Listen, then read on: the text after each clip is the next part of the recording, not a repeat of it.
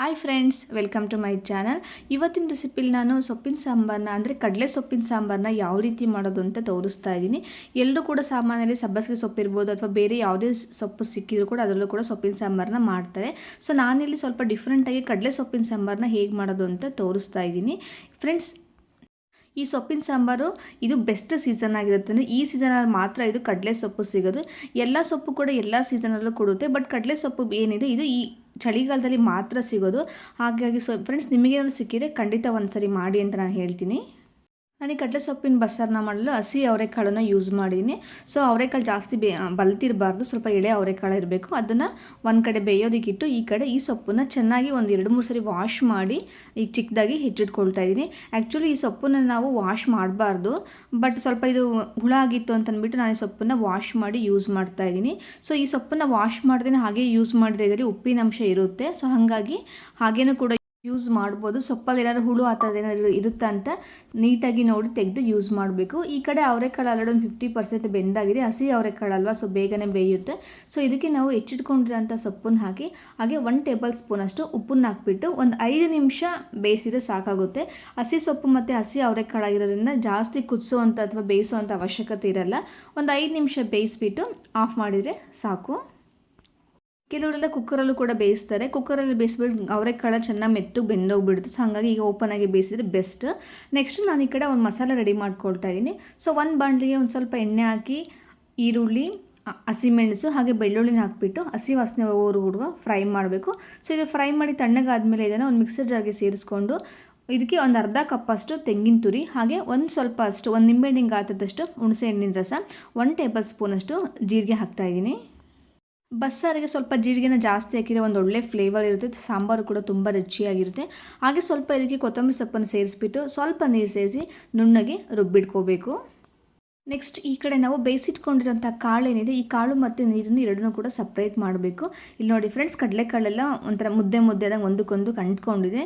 So ಇದನ್ನು ನಾವು ಬಿಡಿಸ್ಕೋಬೇಕು. So ಯಾಕೆ ಹಿಂಗಾಗಿದೆಯಪ್ಪ ಅಂತಂದರೆ ಬೇಳೆ ಹಾಕಿದರೆ ಹಿಂಗೆ ಆಗ್ತಾ ಇರಲ್ಲ. ಸೊ ನಾವು ಅವರೇ ಕಾಳನ್ನು ಯೂಸ್ ಮಾಡೋದ್ರಿಂದ ಸೊಪ್ಪು ಈ ರೀತಿ ಆಗಿದೆ.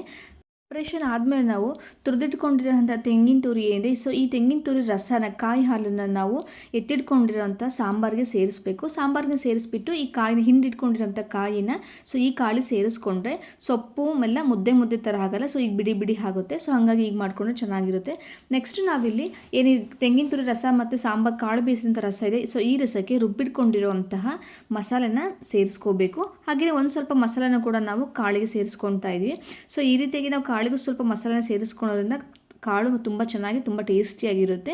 ಸೊ ಇನ್ನು ಮಿಕ್ಕಿರೋದನ್ನೆಲ್ಲ ನಾವಿಲ್ಲಿ ಸಾಂಬಾರಿಗೆ ಸೇರಿಸ್ಕೋಬೇಕು. ಸಾಂಬಾರನ್ನ ತುಂಬ ನೀರಾಗಿ ಮಾಡ್ಕೋಬೇಡಿ. ಕೆಲವೊಂದು ಕಡೆ ಎಲ್ಲ ಬಸ್ಸಾರು ಅಂದರೆ ತುಂಬ ನೀರಾಗಿ ತುಂಬ ತೆಳುವಾಗಿ ಮಾಡ್ತಾರೆ. ಸಾಂಬಾರು ಸ್ವಲ್ಪ ಗಟ್ಟಿಗಿದೆ, ತುಂಬಾ ಚೆನ್ನಾಗಿರುತ್ತೆ. ನೆಕ್ಸ್ಟ್ ಈ ಕಡೆ ಒಂದು ಬಾಣಲಿಗೆ ಸ್ವಲ್ಪ ಎಣ್ಣೆ, ಸ್ವಲ್ಪ ಸಾಸಿವೆ ಎಲ್ಲ ಚಟಪಟ ಆದಮೇಲೆ ಸ್ವಲ್ಪ ಕರಿಬೇವು ಹಾಕ್ಬಿಟ್ಟು ಹೆಚ್ಚಿಟ್ಕೊಂಡಿರೋಂಥ ಈರುಳ್ಳಿನ ಸೇರಿಸ್ಬಿಟ್ಟು ಮೀಡಿಯಮ್ ಫ್ಲೇಮಲ್ಲೇ ಫ್ರೈ ಮಾಡ್ಕೋಬೇಕು. ಈರುಳ್ಳಿನ ಫುಲ್ ಸಾಫ್ಟ್ ಆಗೋವ್ರು ಕೂಡ ಫ್ರೈ ಮಾಡಬೇಡಿ. ಇದರಲ್ಲೇ ಸ್ವಲ್ಪ ಈರುಳ್ಳಿನ ತೆಗೆದುಬಿಟ್ಟು ಸಾಂಬಾರಿಗೆ ಹಾಕೋಬೇಕು. ಯಾಕೆಂದರೆ ಇದೇ ಒಗ್ಗರಣೆ ಸಾಂಬಾರು ಕೂಡ ಸಾಕಾಗುತ್ತೆ.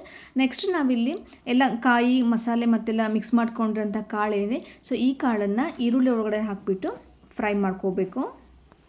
ಇದಕ್ಕೆ ಮತ್ತೆ ಎಕ್ಸ್ಟ್ರಾ ಏನು ಸೇರಿಸೋಕೆ ಅವಶ್ಯಕತೆ ಏನಿರೋದಿಲ್ಲ. ಫ್ರೆಂಡ್ಸ್, ಈ ಸಾಂಬಾರಂತೂ ತುಂಬಾ ಚೆನ್ನಾಗಿರುತ್ತೆ. ಸೊ ಈ ಸಾಂಬಾರನ್ನ ಯೂಸ್ ಮಾಡಲಿಕ್ಕೆ ಇದು ಬೆಸ್ಟ್ ಟೈಮ್ ಅಂತಲೂ ಕೂಡ ಹೇಳ್ಬೋದು. ನಾನು ಆವಾಗಲೇ ಹೇಳಿದೆ, ಎಲ್ಲ ಥರ ಸೊಪ್ಪು ಕೂಡ ಎಲ್ಲ ಸೀಸನಲ್ಲೂ ಸಿಗುತ್ತೆ, ಬಟ್ ಈ ಕಡಲೆ ಸೊಪ್ಪು ಈ ಸೀಸನ್ ಮಾತ್ರ ಸಿಗುತ್ತೆ. ಸಿಕ್ಕಿದ್ರೆ ನೀವು ಕೂಡ ಒಮ್ಮೆ ಹೀಗೆ ಟ್ರೈ ಮಾಡಿ ನೋಡಿ. ಈ ಕಡೆ ಸಾಂಬಾರು ಕೂಡ ಕುದೀತಾ ಇದೆ. ಸಾಂಬಾರನ್ನ ಜಾಸ್ತಿ ಕುದಿಸೋಂಥ ಅವಶ್ಯಕತೆ ಇರೋದಿಲ್ಲ. ಸೊ ಯಾಕೆಂದರೆ ಆಲ್ರೆಡಿ ಸಾಂಬಾರಲ್ಲಿ ಈರುಳ್ಳಿ ಮತ್ತು ಬೆಳ್ಳುಳ್ಳಿ ಫ್ರೈ ಮಾಡಿಟ್ಕೊಂಡಿರುತ್ತೆ, ಹಸಿ ವಾಸನೆ ಎಲ್ಲ ಹೋಗಿರುತ್ತೆ. ಸೊ ಹಾಗಾಗಿ ಸಾಂಬಾರನ್ನ ಜಾಸ್ತಿ ಕುದಿಸೋದಕ್ಕೆ ಹೋಗಬೇಡಿ. ಈಗ ಸಾಂಬಾರು ಮತ್ತು ಪಲ್ಯ ರೆಡಿಯಾಗಿದೆ. ಫ್ರೆಂಡ್ಸ್, ಈ ಕಡಲೆ ಸೊಪ್ಪಿನ ಸಾಂಬಾರನ್ನ ನಮ್ಮ ಹಳ್ಳಿ ಕಡೆಯಲ್ಲಿ ಈ ಸೀಸನಲ್ಲಿ ಎಲ್ಲರೂ ಕೂಡ ಮಾಡ್ತಾರೆ. ಸೊ ಅಮ್ಮನ ಮಾಡಿದರು, ಹಂಗಾಗಿ ನಾನು ಕೂಡ ಮಾಡೋಣ ಅಂತೇಳಿ ಅಮ್ಮನ ಹತ್ರ ಹೇಳ್ಬಿಟ್ಟು ಊರಿಂದ ಈ ಸೊಪ್ಪನ್ನ ತರಿಸ್ಕೊಂಡೆ. ಈ ಕಡಲೆ ಸೊಪ್ಪಿನ ಸಾಂಬಾರಂತೂ ಮುದ್ದೆ ಜೊತೆ ತುಂಬ ಒಳ್ಳೆ 100% ಪರ್ಫೆಕ್ಟಾಗಿರೋ ಜೋಡಿಯಾಗಿರುತ್ತೆ. ನೀವು ಕೂಡ ಎಲ್ಲಾದರೂ ಈ ಸೊಪ್ಪು ಸಿಕ್ಕಿರೋ ಅಥವಾ ಎಲ್ಲಾದರೂ ಕಂಡ್ರೆ ನೀವು ತೊಗೋಬೋದು. ಇದು ಮಾರ್ಕೆಟಲ್ಲಿ ಎಲ್ಲೂ ಕೂಡ ಸಿಗೋದಿಲ್ಲ. ಹಾಗೆಯೇ ಫ್ರೆಂಡ್ಸ್, ನೀವೇನು ನನ್ನ ಚಾನಲ್ನ ಫಸ್ಟ್ ಟೈಮ್ ನೋಡ್ತಾ ಇದ್ದರೆ ಪ್ಲೀಸ್ ಲೈಕ್ ಮಾಡಿ, ಕಮೆಂಟ್ ಮಾಡಿ, ಹಾಗೆ ಸಬ್ಸ್ಕ್ರೈಬ್ ಮಾಡಿ. ಸಬ್ಸ್ಕ್ರೈಬ್ ಮಾಡೋದನ್ನು ಯಾವುದೇ ಕಾರಣಕ್ಕೂ ಮರಿಬೇಡಿ. ಪ್ಲೀಸ್ ಸಬ್ಸ್ಕ್ರೈಬ್ ಮಾಡಿ. ನೀವು ನಿಮ್ಮ ಕಡೆಯಲ್ಲಿ ಯಾವ ರೀತಿಯಾಗಿ ಬಸ್ಸಾರು ಮಾಡ್ತೀರಂತ ತಿಳಿಸಿ. ಧನ್ಯವಾದಗಳು.